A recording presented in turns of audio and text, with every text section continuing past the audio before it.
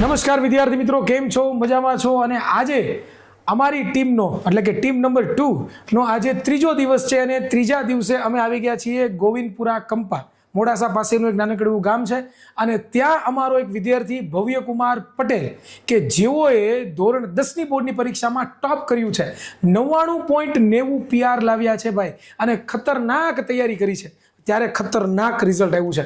તો આજે એમને પૂછીએ કે કેવી રીતે છે એ પોતે તૈયારી કરતા અને કયા વિષયમાં સૌથી વધારેમાં વધારે માર્ક્સ છે, કેવી રીતે આખું વર્ષ એને તૈયારી કરી અને ક્યારેક ક્યારેક ડાઉનફોલ પણ આવે ભણતા હોય ત્યારે, તો કેવી રીતે એને ટેકલ કરતા, તો જેનાથી આ દરેક સવાલોનો નિચોડ તમને મળશે આપણા ભવ્યકુમાર પાસેથી અને તમે જબરદસ્ત રીતે કંઈક શીખશો, કંઈક સારું શીખશો અને તમે તમારા જીવનની અંદર, તમે તમારા અભ્યાસની અંદર કંઈક સારું શીખીને જશો.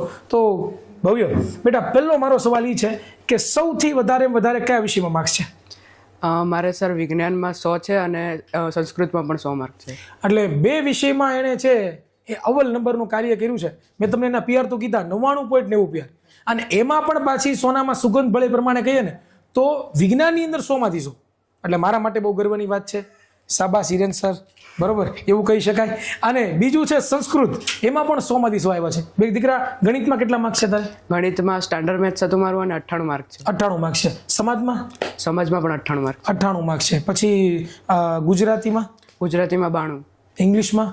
ઇંગ્લિશમાં 95. એટલે તમે જો નવડાની લાઈન જાળવી રાખી છે.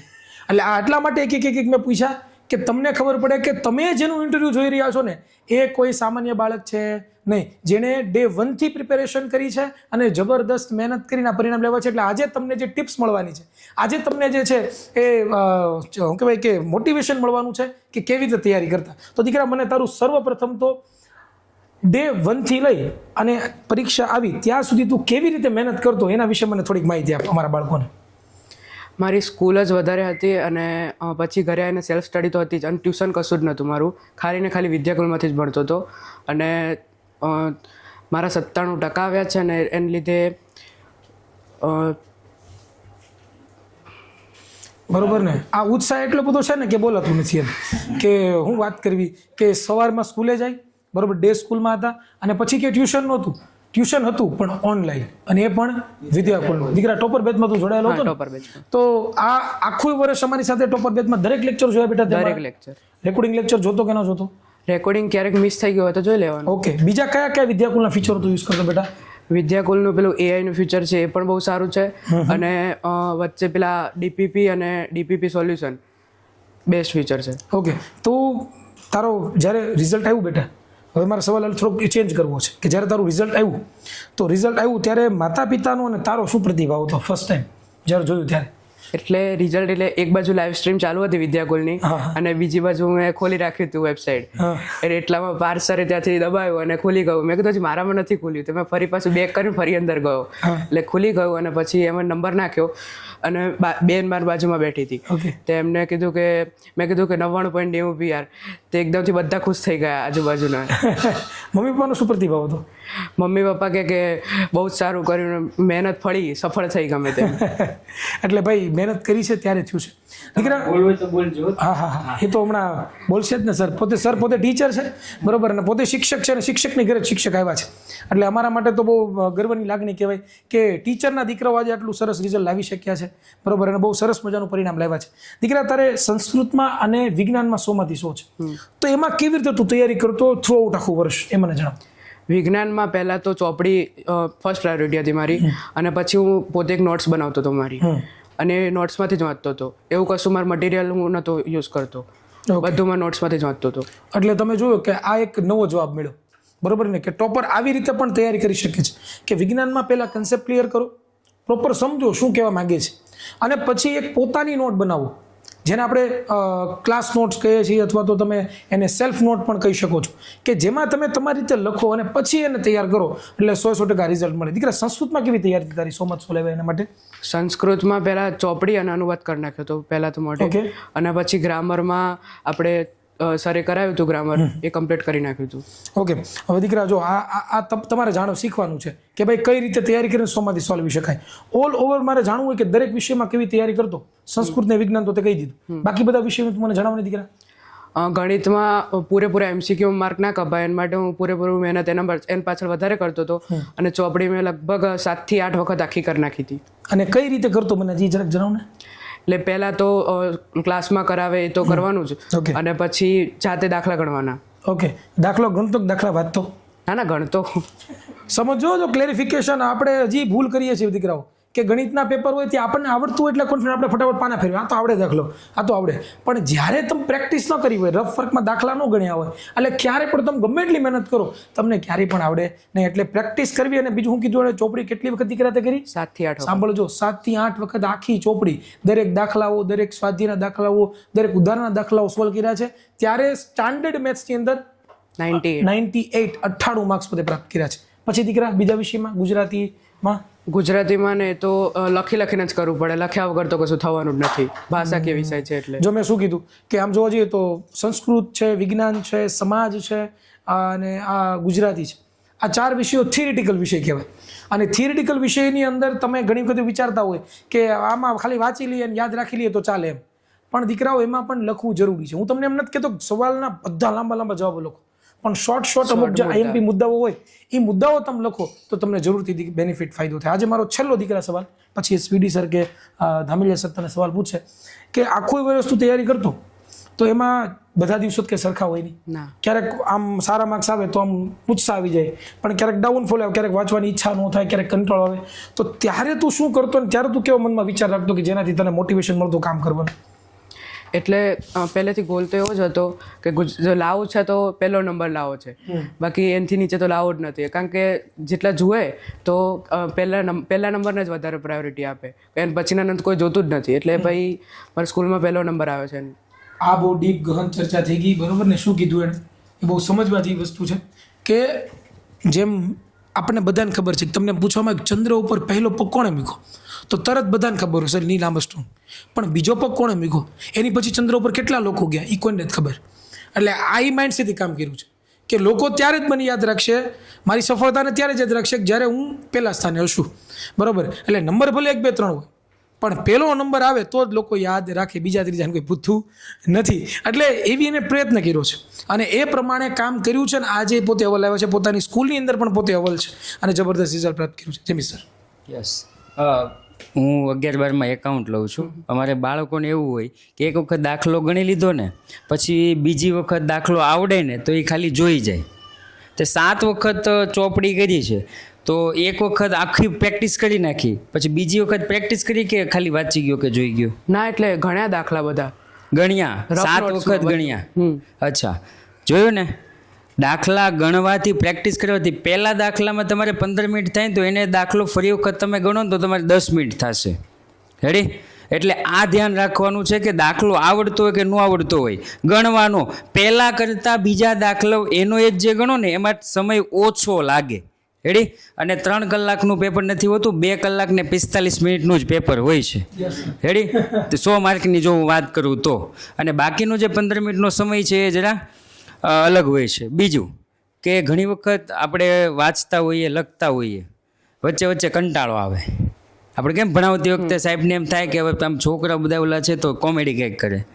વાંચતી વખતે કે કંટાળો કે એવું કંઈ આવે તો તું માઇન્ડ ફ્રેશ માટે શું કરતો? બસ થોડી વાર મોબાઈલ જોઈ લેવાનો. ઘણા એવું કહે છે કે મોબાઈલ નહીં જોવાનો, ડિસ્ટ્રેક્શન વધી જાય, એવું હોય નહીં. તમારું મનથી વિચારેલું હોય તો કંઈ એવું ના હોય કે મૂકી દેવાનું છે તો મૂકી દેવાનું છે આટલા વાગે. માઇન્ડ કંટ્રોલ કરીને કામ કર્યું છે. ઓકે, નિયંત્રણમાં રાખી અને સફળતા. ઓકે, ભણવામાં તો ટોપ છો, બીજી કઈ પ્રવૃત્તિમાં ટોપ છો? બીજું તો સર કોઈ શોખ બીજો? બુક્સ વાંચવાનો. બુક્સ વાંચવાનો. કઈ કઈ બુક્સ વાંચી છે? ગુજરાતી લિટરેચર. અચ્છા, હા. ઓકે, એમાં કઈ કઈ બુક વાંચી છે? એમાં સર સુરેશ જોશીનું સાહિત્ય, પછી આપણે સૌરાષ્ટ્રી રસધાર. હા, ઓકે, વાહ. યસ. હવે મારો પ્રશ્ન થોડોક ડાયવર્ટ કરું છું, શિક્ષક પાસે જાઉં છું. તો સર્વપ્રથમ તમારા છોકરાનું જ્યારે રિઝલ્ટ આવ્યું ત્યારે તમારો પ્રતિભાવ કેવો હતો? મેં કીધું સરસ ધન્યવાદ. મેં કીધું સ્કૂલ અને વિદ્યાકુલ આ બેનો મેં કીધું ખૂબ હૃદયપૂર્વક આભાર કારણ કે જે મહેનત સ્કૂલ તરફથી અને વિદ્યાકુલથી જે મળી છે, જે માર્ગદર્શન મળ્યું છે, તો અમને એમ થયું કે ના ખરેખર ને એના થ્રુ એને એકલો નહીં પણ એના થ્રુ બીજાને પણ એને માર્ગદર્શન આપ્યું છે કે એમને કે ભાઈ મારા સાથી મિત્રો છે તો તરત ફોન કરીને કહી દે કે ભાઈ તું આ જો અથવા આ મટીરિયલ તું વાપર. એને એનો પણ બે ઝીઝક એને ઉપયોગ કર્યો છે. અને હજી એક પ્રશ્ન મારો બીજો એવો હતો કે દરેક શિક્ષક હોય તો શિક્ષકને પોતાના વિદ્યાર્થી પ્રત્યે એવી પૂરેપૂરી એમ આકાંક્ષા હોય જ કે મારો વિદ્યાર્થી આટલા પૂરા ટકાવારી લાવે. હવે તો તમે તો એ કક્ષાએ શિક્ષક પણ ખરા અને પિતા પણ ખરા, તો તમારા દીકરા પ્રત્યે શું અપેક્ષાઓ હતી અને એ અપેક્ષા ઉપર ઉતરો કે નહીં? ના, એ કમ્પ્લીટ બિલકુલ ઉતર્યો છે. જે અમારી જે આકાંક્ષા અને ઈચ્છા હતી એ પ્રમાણે એ કમ્પ્લીટ રહ્યો છે. એટલે એના પ્રત્યે તો અમારે કશું છે જ નહીં અત્યારે કહેવા જેવું. અને આપણે ગુજરાતના બીજા અન્ય વિદ્યાર્થીઓના માતા પિતાને પણ જો તમારે કંઈ પણ સંદેશો આપવો હોય તમારા થકીથી, કારણ કે તમે આને મહેનત કરતા જોયો છે, તો તમારા થકીથી એને એડવાઇસ શું આપશે? અમે બધા માતા પિતાને એવું જ કહેશું કે ભાઈ જુઓ, છોકરો એની રીતે જો જાતે મહેનત કરે તો જે આગળ છે. આપણે કહીએ ને કામ કરે એના કરતાં એની જાતે કે ભાઈ મારે સમય થયો છે અને મારે આટલું ક્લિયર કરવું છે તો જાતે કરશે એ જ આગળ વધશે. બાકી કોઈના કહેવાથી કોઈ પણ વસ્તુ સિદ્ધ થઈ શકતી નથી. એ પોતાની જાતે જ કામ કરવું પડે. એટલે તમારે એને માર્ગદર્શન તો બતાવવાનું જ છે. એનો મતલબ એવો નથી કે એને જાતે માર્ગદર્શન મળશે, પરંતુ તમારે ધીમે ધીમે કેમ પથ્થરમાં પાણીના ટીપા પડતા રહેતા હોય અને ત્યાં પછી ત્યાં હોલ છિદ્ર થઈ જાય.